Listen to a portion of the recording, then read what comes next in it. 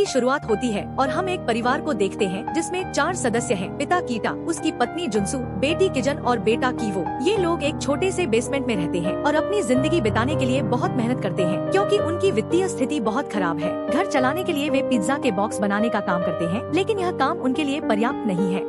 एक दिन कीवो का दोस्त, जो उसके साथ विश्वविद्यालय में पढ़ता है, उनके घर आता है और उसे एक पत्थर देता है। वह बताता है कि यह पत्थर उसकी दादी ने कीवो के लिए भेजा है। इस पत्थर को खास माना जाता है और कहा जाता है कि जिसके पास यह होता है उसकी किस्मत बदल जाती है। कीवो अपने दोस्त को अपनी वित्तीय स्थिति के बारे में बताता है जो ठीक नहीं है। उसका दोस्त उसे बताता है कि वह पढ़ाई के लिए विदेश जा रहा है और उसे एक लड़की को अंग्रेजी पढ़ाने के लिए कहता है। कीवो कहता है कि वह कॉलेज नहीं जाता और उसे काम नहीं मिलेगा। दोस्त कहता है कि वह उसके लिए सिफारिश कर देगा, बस उसे अपनी बहन से एक फर्जी डिग्री बनवानी होगी। कीवो की बहन आर्टिस्टिक है और वह उसके लिए डिग्री बना देती है। फिर कीवो उस जगह जाता है जहाँ उसे ट्यूशन देना है। वह घर बहुत बड़ा और सुंदर है और परिवार बहुत अमीर है, जिसका नाम पार्क परिवार है।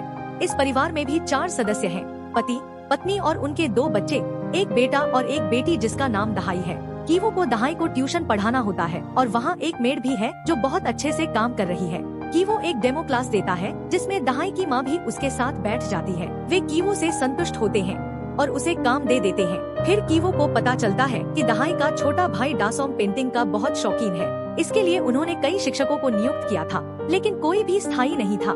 कीवो सोचता है कि उसकी बहन आर्टिस्टिक है, तो वह उसे डासोम का पेंटिंग शिक्षक बना देता है। फिर वह डासोम की माँ से बात करता है और कहता है कि उसकी एक कजिन है जो आर्टिस्टिक है और उसे हायर करने का सुझाव देता है। ले डासोम की माँ यह सुनकर खुश हो जाती है और अगले दिन वह अपनी बहन को जेसिका नाम की लड़की बनाकर परिचित कराती है। असली नाम नहीं बताने का कारण यह है कि किसी को शक न हो कि वे दोनों भाई बहन हैं। कीजन जेसिका बनकर उस बच्ची की आर्ट टीचर बन जाती है और कहती है कि वह आर्ट थेरेपिस्ट भी है, जिससे वह लोगों को प्रभावित कर लेती है। अब ये दोनों भाई बहन उन दोनों के टीचर्स बनकर काम करने लगते हैं। जब जेसिका की पहली कक्षा होती है तो उस घर की मालिक सॉम की पिता भी वहाँ पहुँच जाते हैं और अपने ड्राइवर से कहते हैं कि वह जेसिका को घर छोड़ दे। ड्राइवर ऐसा ही करता है, लेकिन जेसिका उसे कहती है कि उसे मेट्रो स्टेशन पर छोड़ दे। जब जेसिका गाड़ी में बैठी होती है तो वह जानबूझकर अपनी पैंटी गाड़ी में छोड़ देती है ताकि उनकी माँ को शक हो जाए कि उनका ड्राइवर सही नहीं है। जब उनकी माँ को वह पैंटी मिलती है तो उन्हें शक हो जाता है कि उनके ड्राइवर और उनकी बेटी की टीचर के बीच कुछ चल रहा है। वह अपनी पत्नी से इस बारे में चर्चा करते हैं। उनकी पत्नी जेसिका से इस मामले पर कुछ कहती है। जब ड्राइवर नमस्ते करता है तो घर की मालिक संतुष्ट हो जाती है और जेसिका को जाने देती है। इसके बाद वे अपने ड्राइवर को नौकरी से निकाल देते हैं। जेसिका ने यह सब इसलिए किया था क्योंकि कीजन अपनी माँ को उस घर में काम दिलवाना चाहते थे। इसके लिए उन्हें उस मेड को वहाँ से निकालना था, जो इतना आसान नहीं था। वे एक योजना बनाते हैं और वहाँ उसे बताते हैं कि उन्होंने घर की मेड को अस्पताल में दिखाया था। जब वह सेल्फी ले रहा था तो वह भी बीच में आ गई और अनजाने में उसकी बातें सुन ली, लेकिन उसकी मालिक उस बात पर विश्वास नहीं करती। फिर वह अपनी बेटी कीजन को मैसेज भेजता है कि वे 3 मिनट में घर पहुंच रहे हैं। मैसेज देखते ही कीजन फिर से पीच का पाउडर मेट पर डाल देती है और उसे फिर से खांसी शुरू हो जाती है। इस दौरान घर की मालकिन भी वहां पहुंच जाती है और वह महिला एक टिश्यू का इस्तेमाल करती है और फिर उसे डस्टबिन में फेंक देती है। इसके बाद उनका ड्राइवर डस्टबिन के पास जाता है जहाँ उसने टिश्यू फेंका था। टिश्यू पर वह सॉस गिरा देता है और अपनी मालकिन को दिखाता है, जिससे उसे यकीन हो जाता है कि उसके ड्राइवर ने सही कहा था कि उस मेड को टीबी है। फिर वह अपने ड्राइवर से कहती है कि तुम इस बारे में अपने मालिक से मत बताना, वरना वह बहुत गुस्सा हो जाएगा और फिर वह उस महिला को भी नौकरी से निकाल देंगे। उनका ड्राइवर बड़ी चतुराई से अपनी पत्नी को एक गुप के रूप में पेश करता है और अंततः उसकी पत्नी को भी नौकरी मिल जाती है। फिर वे चारों एक ही परिवार में काम करने लगते हैं और किसी को भी शक नहीं होता कि वे एक ही परिवार से हैं। उन्होंने अपने नाम बदलकर रहना शुरू कर दिया था। उनकी स्थिति काफी बदल चुकी होती है और पहले की गरीबी से अब उनकी स्थिति अच्छी हो जाती है। एक दिन सॉन्ग का जन्मदिन होता है और पार्क परिवार पिकनिक मनाने का फैसला करता है। वे वहाँ चले जाते हैं और उनकी अनुपस्थिति में ये चारों लोग एक पार्टी मनाते हैं और खूब मजे करते हैं। अचानक दरवाजे की बेल बजती है और दरवाजे पर वही पुरानी मेड खड़ी होती है। वह कहती है कि उसका कुछ सामान वहाँ रह गया है जिसे वह लेना चाहती है। जुनसुक उसे अंदर आने देती है और वह महिला बेसमेंट में चली जाती है। काफी समय बीत जाने के बाद भी वह महिला वापस नहीं आती, जिस पर जुनसुक वहाँ जाकर देखती है कि वह एक अलमारी को धकेल रही है। वह अलमारी हिल नहीं रही होती क्योंकि उसके नीचे एक प्लेट फंसी होती है। जुनसुक उस प्लेट को निकाल देती है और अलमारी अपनी जगह से हट जाती है। उस अलमारी के नीचे एक खुफिया रास्ता होता है जो नीचे की ओर जाता है। वह मेड वहाँ चली जाती है और देखती है कि वहाँ एक आदमी है जो वास्तव में उसका पति होता है। उसने वहाँ लगभग 4.5 साल से छुप कर रखा होता है और पार्क परिवार को इस बारे में कुछ नहीं पता होता। जब वह मेड जुनसुक से कहती है कि इसके बदले में मैं तुम्हें पैसे दे दूंगी, तो जुनसुक इनकार कर देती है और पुलिस को कॉल करने की बात करती है, जिस पर वह महिला काफी मिन्नतें करती है।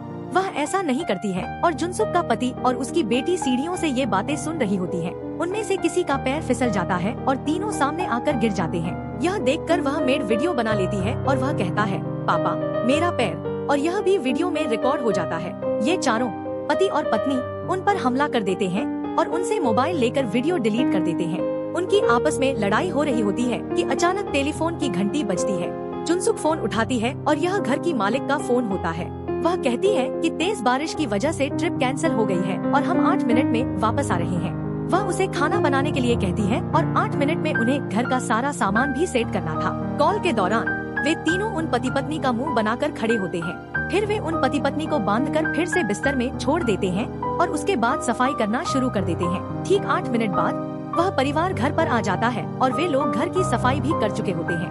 पाक परिवार को जरा भी शक नहीं होता कि उनकी आने से पहले यहाँ क्या कुछ हो चुका है और वे फिर छिप जाते हैं। वे लोग खाना खाते हैं और घर की मालकिन जुनसु को बताती है कि एक जन्मदिन की रात को उसका बेटा केक खाने के लिए उठा था, तब उसने एक भूत को देखा था, लेकिन वह भूत नहीं होता, वह उस मेड का पति होता है और ये लोग समझते हैं कि शायद वह कोई भूत है। बारिश हो रही होती है और उनका बेटा दासोंग कहता है कि आज रात वह बाहर सोएगा और वह टेंट लेकर बाहर बैठ जाता है। दासोंग की माँ और पिता हॉल में सोते हैं ताकि सारी रात उसे देख सके। वे दोनों सोफे पर लेटकर बातें कर रहे होते हैं और सोफे के नीचे कीटाणु, कीड़े और कीड़े छिपे हुए होते हैं। घर का ड्राइवर कीटाणु होता है और घर का मालिक अपनी पाइप को बताता है कि उसके शरीर से नकारात्मक किस्म की गंध आती है जिसे सहन करना नामुमकिन है। वह सच कह रहा होता है क्योंकि जिस जगह वे लोग रह रहे होते हैं वह गंदगी का क्षेत्र होता है। लोग वहाँ पर टॉयलेट करते हैं, इस वजह से इस घर के सभी लोगों के शरीर और कपड़ों में एक गंदी सी गंध होती है और ये सब बातें वे लोग भी सुन रहे होते हैं। उन्हें बुरा लगता है क्योंकि एक बार दासोंग ने यह बात कही थी कि उसकी टीचर से गंध आती है। ड्राइवर और मेड के बीच एक बातचीत होती है जिसमें वे अपने काम के बारे में सोचते हैं, लेकिन यह उनकी व्यक्तिगत गंध नहीं होती बल्कि उस घर की होती है जहाँ वे रह रहे होते हैं। जब वे दोनों इस बारे में सोचते हैं तो वे सोफे के नीचे से निकलकर अपने घर में आ जाते हैं। आप उनकी टीचर हैं और आपको वहाँ आना चाहिए जिससे उन्हें खुशी मिले। वह अपनी बेटी के टीचर को भी बुला लेती है और जब वह उनसे पूछता है तो वह हाँ में सिर हिलाती है, लेकिन वास्तव में वह उनमें से एक नहीं होती। वह सोचता है कि अगर बेसमेंट में मौजूद लोग ऊपर आ गए तो उनका राज खुल जाएगा। फिर वह अपने दोस्त द्वारा दिए गए पत्थर को निकालता है और बेसमेंट में चला जाता है जहाँ मेड और उसका पति होते हैं। मेड की एक रात पहले ही मौत हो चुकी होती है क्योंकि जब वे उसे नीचे ले जा रहे होते हैं तो वह भागने की कोशिश करती है, लेकिन जुनसुक उसे लात मार देती है जिससे वह गिरकर मर जाती है। उन चारों को इस बारे में पता नहीं होता कि वह नीचे पहुंच जाता है और उसके हाथ में वही पत्थर होता है। किसी तरह वह पत्थर उसके हाथ से गिर जाता है, लेकिन वह चतुराई से उसे उठा लेता है। वह उन दोनों को मारने आया था ताकि उनका राज कभी सामने न आए, क्योंकि वह अपनी फैमिली को बचाने के लिए कुछ भी कर सकता है। वह धीरे धीरे आगे बढ़ता है और मेड का पति जो खुद को खोल चुका होता है कीवो के गले में रस्सी डालकर उसे खींचता है और रस्सी को एक जगह अटका देता है। फिर वह वही पत्थर उठाता है और कीवो को पत्थर से मारने लगता है, लेकिन उसे मारता नहीं है। वह वहाँ से भाग जाता है, लेकिन बेसमेंट में फंस जाता है और वापस आकर उसे काफी जख्मी कर देता है। फिर वह पार्टी वाली जगह पहुँचता है और उसकी नजर कीजन पर पड़ती है जो केक लेकर दासोंग की तरफ जा रही होती है। वह तुरंत उसे पहचान लेता है और चाकू से कीजन के सीने पर वार करता है जिससे वह काफी जख्मी हो जाती है।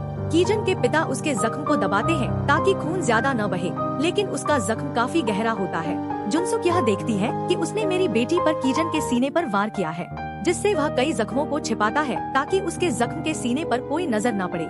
जुनसुक देखती है कि उसने मेरी बेटी के साथ क्या किया है, लेकिन कोर्ट उन्हें कोई सजा नहीं देता, बस कुछ निर्देश देता है और उन्हें छोड़ देता है। पार्क परिवार वह घर बेच देता है और एक जर्मन परिवार उसे खरीद लेता है। उन्हें इस घर के इतिहास के बारे में कुछ नहीं पता था और उसके बेसमेंट में आज भी केटेक है, यानी वह ड्राइवर, क्योंकि उसने अपने मालिक को मारने के बाद यहाँ आकर छिप जाता है और किसी को इसका पता नहीं चलता। फिर वह मॉर्स कोड के जरिए यानी लाइट ऑन करके अपने बेटे को यह संदेश देना चाहता है कि वह आज भी जिंदा है और यहाँ छिपा हुआ है। मॉर्स कोड मूल रूप से एक सिग्नल होता है जो दो लोगों के बीच संचार स्थापित करता है, जिससे वे एक दूसरे को संदेश भेज सकते हैं। वह बल्ब के माध्यम से सिग्नल भेजता है, उसे अलग अलग समय पर ऑन करता है और अपने बेटे को सिग्नल भेजता है। उसका बेटा जो दूर से सिग्नल देखता है उसके पास एक कोड आता है जिसे वह डिकोड करके जान लेता है कि उसका पिता आज भी जिंदा है और उसी बेसमेंट में है।